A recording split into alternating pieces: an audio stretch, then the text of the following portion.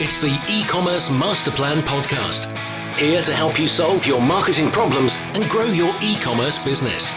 Cutting through the hype to bring you inspiration and advice from the e-commerce sector and beyond. Here's your host, Chloe Thomas. Hello and welcome to this episode of the e-commerce master plan podcast. I'm Chloe, the creator and host of this award-winning show, and it's my aim in every episode to help you find ways to improve your e-commerce business. We've had a new review I wanted to tell you about and say hi to the person who left it. So hello, Jay Word. You're somewhere in the US and you have an Apple podcast name I can actually read out. So thank you for doing it. Thank you for leaving us the review. And you said you particularly loved the episode on Afro Drops because it's great for beginners. Well, we've now got a couple of episodes from Afro Drops live because Luke Carthy is our startup story. He's the founder of Afro Drops and he's taking us through his startup journey as it happens as we go through 2021. And you can find out more about that and all our other startup episodes if you're a beginner too at ecommercemasterplan.com/startup. But don't go there yet because we've got a great episode coming up for you where we are going to be learning some tips that will help startups, even though today's guest is someone who's been doing this for, I think it's 7 years now. And we're getting into the wonderful world of subscription, which is something which we need to cover more here on the podcast. But we've got a brilliant guest today, and we're going to be talking about getting subscribers, launching a subscription business, plenty on product development, and how to retain them. Pretty much the whole thing covered then. Before we get into that, please do check out the sponsors. This podcast is brought to you by Klaviyo, the ultimate e-commerce marketing platform for brands of all kinds and sizes. Whether you're an entrepreneur just starting out or you're part of a marketing team at a multinational brand, Klaviyo will give you everything you need to create memorable marketing moments, building customer relationships that keep shoppers coming back time and time again. Get started with a free account today. Visit klaviyo.com/masterplan. That's KLAVIYO.com/masterplan. Helium 10 is an all-in-one software tool for entrepreneurs to help them start, build and grow a business on Amazon. Helium 10 has all the tools you need to run your business in one place. No more downloading multiple apps or paying for different software. And I have an incredible offer for you. My listeners get 50% off their first month of Helium 10 Platinum when you go to helium10.com and use the code MASTERPLAN when you check out. Don't wait to get 50% off your first month. Go to helium10.com and use the code MASTERPLAN. And now to introduce today's special guest. Jessica Principe is the founder of All Girls Shave Club, a razor subscription service for women. Founded in 2016, they now serve thousands of women across North America every month. Hello, Jessica. Hello. Thank you so much for having me, Chloe. It's brilliant to have you here. I love exploring the world, of subscription, because it's such a fascinating subset of e-commerce. So before we get into exploring your business as it is now, how did you get started in e-commerce? That's such a great question. So it really started as just a side hustle, just kind of something I was exploring. I was working full-time in a completely different industry, but the idea came to me in the shower as I was getting ready to shave. I was just starting to think about kind of the process of shaving and how I could make the experience better for myself, just being a natural, problem solver. And I started to kind of dream up all of these ideas of how I could make it better. At the time, there really weren't any women's shaving subscription companies in the market. There were two big players, but they were only serving men at the time. And so I started to think about how there was this gap in the marketplace and what I really wanted to see. And that was, quality products that worked just as good as my husband's, if not better, but something that would be beautiful and feminine and unique and maybe even fun to use. And so being a big consumer of subscription boxes and products in general, I decided to kind of marry those two ideas and just create a subscription box business with this idea. And the idea just kind of took off. So it allowed me to leave my full-time job about a year in, and that's kind of where we are now. Wow. So it was completely the right side hustle to start then. It sure was. And I have to say, I credit really running a pre-launch before I launched the business, where I validated the idea and built up an audience to make sure that it was something that the market would be interested in before I, invested money or resources into launching the business. Got you. In that pre-launch, was you measuring it via email signups, I suppose? Exactly. Yes. I was building an audience by email list, just kind of nurturing that list, kind of engaging them, keeping them on top of mind, and also asking them what they wanted to see. What kinds of products would they want to see? How could I make the experience better for them? And I learned a lot during pre-launch.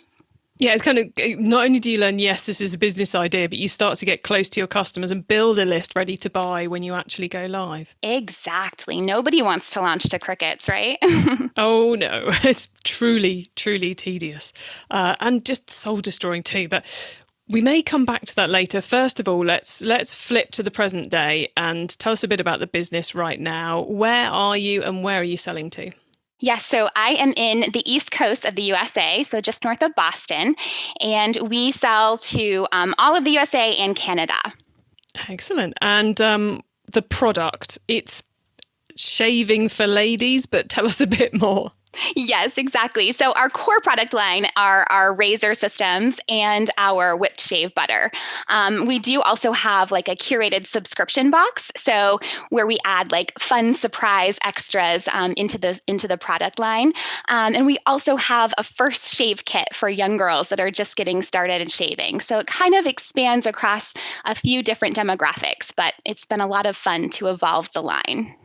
Wow, so which one did you start with? We started with the razors and the shave butter. That was the original idea. And then, listening to customers and what they wanted and things that they, had recommended to us, we started to explore. Excellent. And then the others came on, I guess, as a result of customer feedback? Totally, exactly. Listening to those customers is number one for us. Cool. And what platform are you running your business on? So currently, I'm running on Shopify. When I first launched the business, I was using a platform specifically for subscription boxes called Cratejoy. And I really liked that platform when I was just getting started because it was super easy. It's made for the subscription model.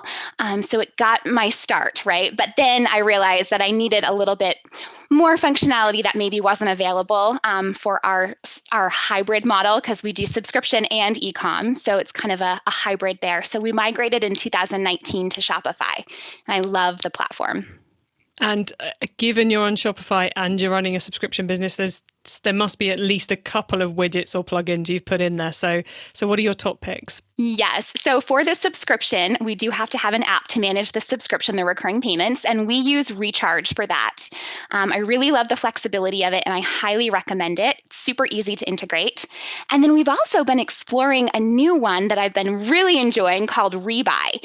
And this one specifically integrates with not just Shopify, but also with Recharge to allow in-checkout upsells for those people that are buying subscription products. So right on the checkout page, you can add items onto your purchase. So I'm really loving that. Ah, very cool. Anything to up those average order values? Yes. Okay, and what does the team look like? Is it still just you, or have you outsourced things, or have people in? Yes. So I do have contractors on my team. The first person that I hired was a VA, and she manages all of our customer service, both inbound and outbound, and supports me with just admin tasks. And then I recently hired an OBM, so an online business manager, to come in and really systematize things. And she manages all of our email marketing and content creation and just projects in general. And then I do have 2 fulfillment helpers. So they will come in and manage all of the fulfillment and shipping and logistics. And one of those people is actually my husband. He does it on the side. He's a firefighter full time, but on his time off, he manages the operations. Very cool. I like it, keeping it close to home. Totally, yeah.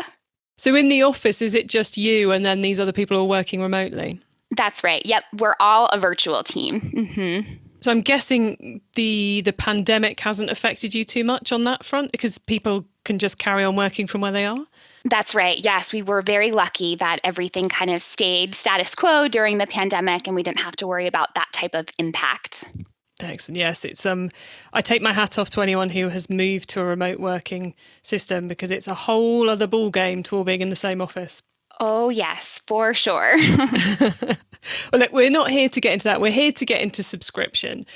So, so Jessica, I know you're a big fan of subscriptions. So, was it always obvious that it was going to be a subscription business from day one? Yeah, it was. I really wanted to, I really love the subscription model in general, and I just wanted to create something that would add convenience for my customers. I kind of was my own ideal client. I was working full time. I'm a mom to 2 little kids, and life was just busy and hectic. And I really wanted something that would be beautiful and convenient and fun. So subscription was definitely the way that I wanted to go. But what I didn't realize was that with the subscription model, people would be asking for that one-time store, that those shop offers, right? Like where they could just buy things one-off. So that was kind of a surprise to me that we had to kind of mold into the business. So initially it was supposed to be just subscription, but over time we added that e-com solution as well. And was that people wanting to try before they committed to a subscription, or was it people wanting to top up because the subscription wasn't delivering fast enough? Sometimes it was just wanting to try products, but also they wanted additional products. They wanted scrubs that would go with their razors or their shave butters, or they wanted other things that we just weren't offering on subscription at the time. So that's kind of how it evolved. And then the first shave kit, of course, became a one-time purchase as well. So it just kind of evolved over customer request. Right now, we do about 85% of our business is subscription, and 15% is the one-time purchases. And that's not just the things that are in the subscription, it's a widening out of the range as well. It is. Yes, it is. We do have some, people can purchase replenishment blades or shave butter on their own. And it's just a little bit higher priced to do it that way rather than buying it on subscription. Excellent. And you've mentioned the My First Shave Kit, which I think is a genius product if I think back to my experience of that hideous time in every teenage girl's life. So I love the idea you've made it feel like something special. So what led to the creation of that product? That is just my biggest passion product. I love it so much. It was very, very close to my heart. Honestly, it was just thinking back to that very awkward time as a preteen or beginner teenager. In my first shave experience, it was just so awkward and so uncomfortable. And I really just wanted to create a product that would take that awkward away, make it more fun, and make it an experience that parents can bond with their daughter over. Kind of bring them together rather than make it feel uncomfortable or weird. And was it an obvious choice to make that a one-off rather than a subscription? Yeah, it was, because at first I was just really testing the idea. People were telling me that they wanted something for their daughter. Was our razor the right fit? That kind of thing. And so I thought, let's just put together this very beautiful experience for them, filled with a guidebook that includes all of the tutorials and tips and tricks and lots of fun things. But they're not going to need that stuff on a recurring basis. So that was kind of the initial idea. But we are exploring a subscription later this year for replenishment blades and shave butter and things like that for the girls. It is the case, isn't it, that subscription just forever evolves. There's always something else going on with the product. It really does. And I truly believe that, every product-based business can uncover a subscription program. There are so many different ways to integrate a subscription program in your business. Now, one of the biggest challenges with a subscription business is maintaining the subscription, reducing the churn and making sure people don't cancel. And I wonder, just one last question on the kind of the product dev side of things, is that one of the reasons you've now created the subscription box that has the surprises in it every time it goes out? Yeah, that was just kind of an answer to the idea of making it a little bit more fun. Sometimes there is such a thing as subscription fatigue. People get kind of bored with receiving the same thing over and over again. So this is a way to kind of combat that for sure. But churn is definitely a real thing. And so we work really hard to make sure that we're meeting our customers where they are when it comes to their life cycle. So we offer subscription frequencies that are based on their shaving habits, really. So, somebody might not need a box every month. They might need one every 4 months rather than every 2 months, so they can really be selective over how frequently they receive their products. And I think that has really helped in keeping churn low. Got it. Yeah, different people churn for different reasons, don't they? So you've got to, again, you have to listen to the customer to work out how to tackle it. For sure. And on the other big challenge in subscription, of course, is getting people to buy in the first place, which is, obviously the same for every e-commerce business. But we often see and experience that getting someone to commit to a subscription is harder work than getting someone to commit to a one-off. So how have you gone about growing that subscriber list? Because, given the numbers I read out at the beginning, you've been very successful in doing that. Yeah, I think really honestly, I credit that pre-launch to getting our first seed round of customers. They were really excited. They were along the journey with us and they really wanted to support us because they were invested in that pre-launch, those pre-launch efforts. They kind of felt like they had a hand in shaping the business. So I think that was really helpful in getting that first, 150 or so subscribers. And then they kind of acted as like our little mini marketing army. They were really excited about sharing it with their friends, sharing it with their family. We incentivized that right away. And so we just kind of used that natural, like organic growth strategy where we were having people refer and helping to spread the word. Now, because we have so much social proof, I think it's a little bit easier for us to acquire subscribers. And we also make it a really big point to make sure that people understand that they are not locked into anything, that this is truly meant to be a convenience for them and it's not a commitment. So you can cancel anytime. And we keep that really easy. Like we don't make them jump through hoops to cancel their subscription. We want them to have a good experience and to come back if they decide they want to rejoin. So that's been a major part of growing the subscription. Making it easy to leave, counterintuitively. Exactly. I know. It just, you think about, those gym memberships that are impossible to cancel and they give all of the subscription companies a bad rap, but we do our best to stand out from that. I think about we used to have a service in the UK called Love Film, which was a DVD subscription business. You got a number of DVDs each week and, so on and so forth, which I'm sure you had very similar things in the US. But the process of cancelling that was about 8 or 9 screens with everything in the world thrown at you to try and keep you on board. Yes. And whenever anyone talks about, the ease of leaving subscription, that one always comes to my mind. Are you sure you don't want pizza? No, I don't want pizza. I want to cancel. It's just utterly bonkers. But there we go. It really is. So going back to the kind of the building the tribe, one of the things I always find is quite fascinating about building a tribe is that it's actually almost easier to build a tribe before you start selling to them, which is kind of crazy. You talked about the pre-launch and getting people excited. Somehow getting them excited when they're not allowed it is easier than getting them excited once they've got it. Is that what you found? I think so. Absolutely. It's that fear of missing out, right? Like they want to be a part of it before it even starts. And they want to make sure that they can be first in, right? The VIP experience, the early access. I definitely think that plays into it for sure. Have you used that tactic again when you've launched new products as you've been growing the business? Definitely. We used it when we were launching the Shine Girl product, the first shave kit. And then we also use it sometimes when we're just launching a big sale. Like every summer we run a big shave butter sale. I don't discount shave butter very often. So when we do, we make a really big event of it. And we, kind of follow the same strategy where we have them opt in to a separate email list or a segment in our instance, where they're kind of like opting in and saying, hey, I'm here for this. I want to be a part of this. And we send them nurture content leading up to the event. And then they're really excited so that the day that the event is available or it drops or they get early access, they are all like counting down with us. So that keeps that mentality going. Yeah, there's a lot to be said about creating events on your own terms, not waiting for Black Friday, but doing something yourself and really going all in. Yes, for sure. Making a big deal about it. It's fun, especially if you don't discount often. So it makes it really exciting. I think it's so often we just run an event and only worry about it for the couple of days it runs. And there's so much to be gained from pre-announcing.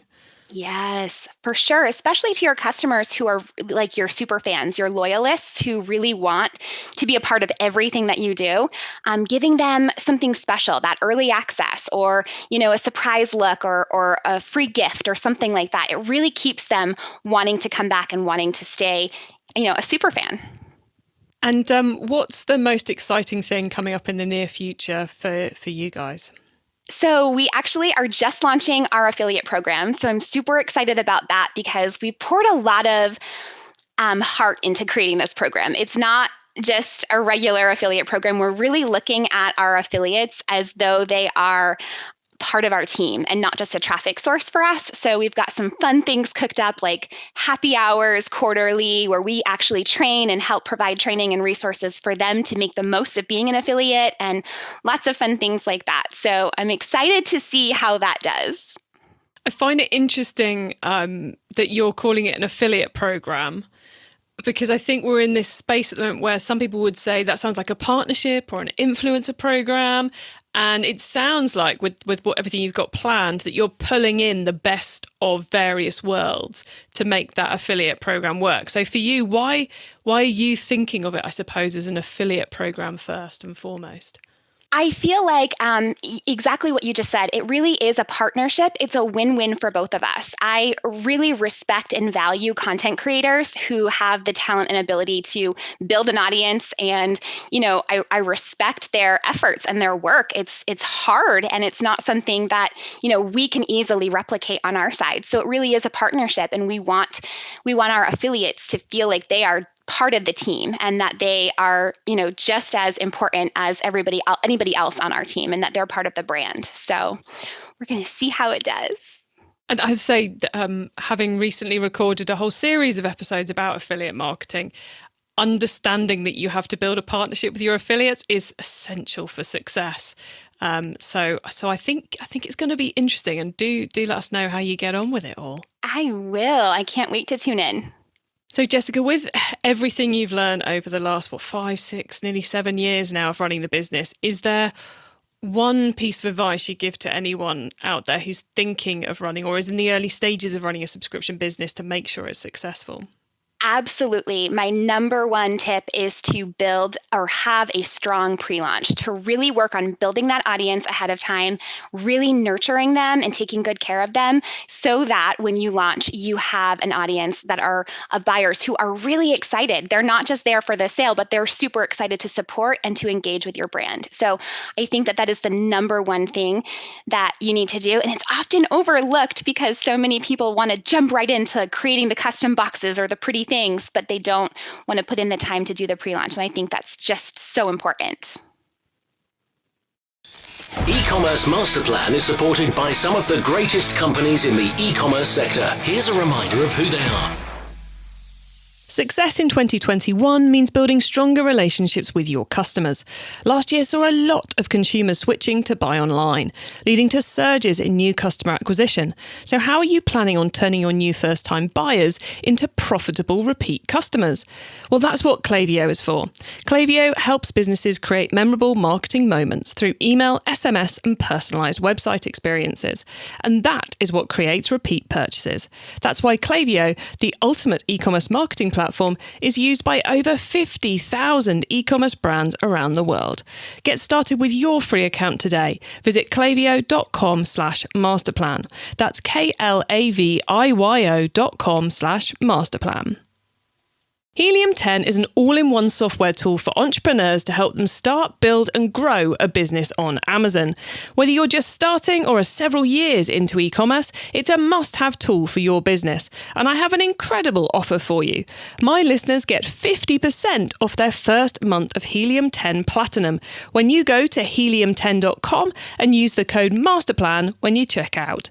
Don't wait. To get 50% off your first month, go to helium10.com now and use code MASTERPLAN.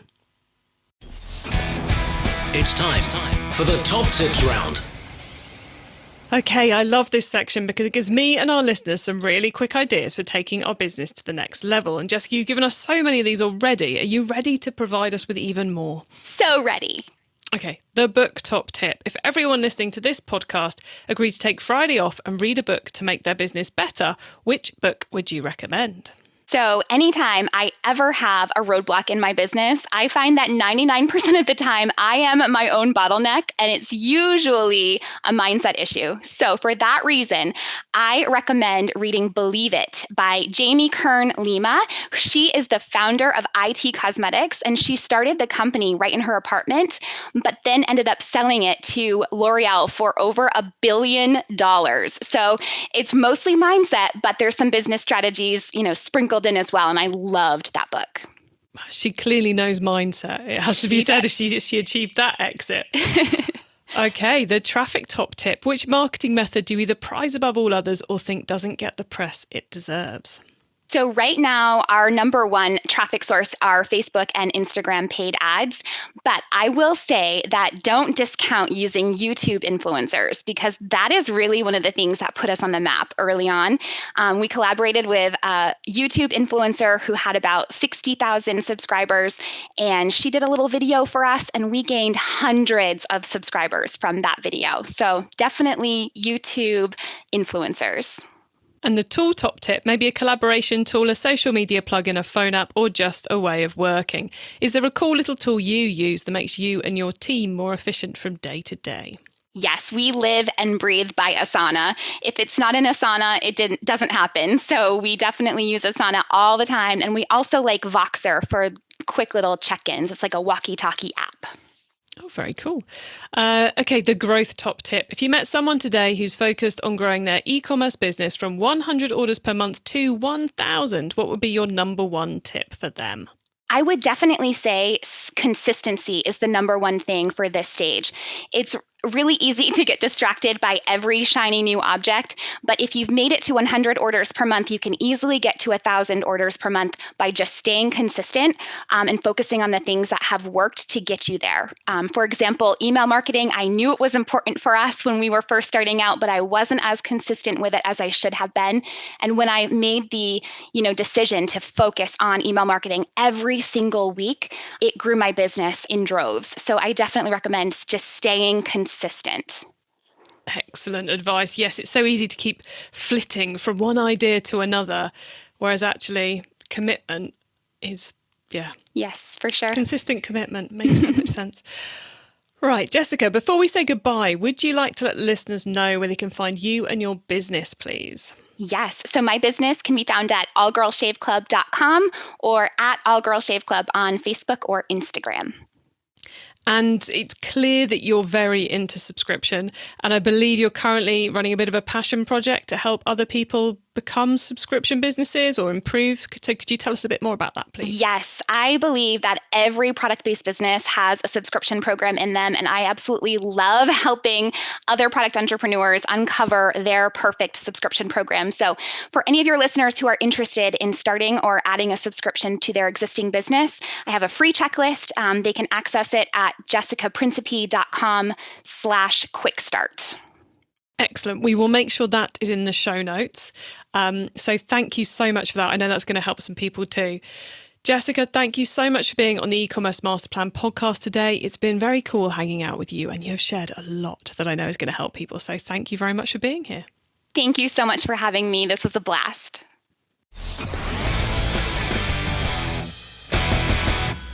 It's always so nice to visit the world of subscription. I must have more subscription guests here on the podcast because, like Jessica says, there's a lot we can all learn from them, but also most businesses have a subscription opportunity there. Lots of interesting advice there from Jessica too around, the importance of really kind of previewing things and pre-launching things, whether it's like your annual sale or whether it's something as cool as launching a whole brand new product or a whole brand new business. Getting people excited pays so many dividends, but so often we never quite get round to it and it gets missed as we just try and get things live. You can get your hands on the notes from today's show, including the top tips and links to everything we've been discussing by heading over to ecommercemasterplan.com/podcast. And the reason why we had Jessica on the show today is because she's one of the people who works with one of our e-commerce master plan crew members. She works with the Klaviyo Queen, Jessica Totillo Costa. Yes, two Jessicas. And if you've not heard about the crew before, they are a group of awesome consultants and doers of e-commerce stuff, e-commerce marketing, e-commerce advice, who I've pulled together to help you guys to grow your businesses. So if you want to find out a bit about the crew and a bit about the awesome Jessica Totillo Costa, then head to ecommercemasterplan.com/crew. If you like this episode and you're a bit intrigued about that world of affiliates and those episodes I mentioned, they have been put live on my Keep Optimizing podcast. So if you go to keepoptimizing.com and go to topics we've covered, you will find our affiliate marketing episodes, and those will help you explore the wonderful world, or the potentially wonderful world, of affiliate marketing if you approach it in the right way, because they are live right now. Thank you for tuning in to this and every episode of the E-commerce Master Plan podcast. I bring you a new interview every week because I want to inspire and help as many e-commerce business owners as possible to succeed and thrive with their businesses. So please, please, please tell the other e-commerce business owners you know, because I would love to help them as well. I hope you have a great week and keep optimizing. Thank you for listening to the E-commerce Master Plan podcast. Find out more at ecommercemasterplan.com/podcast.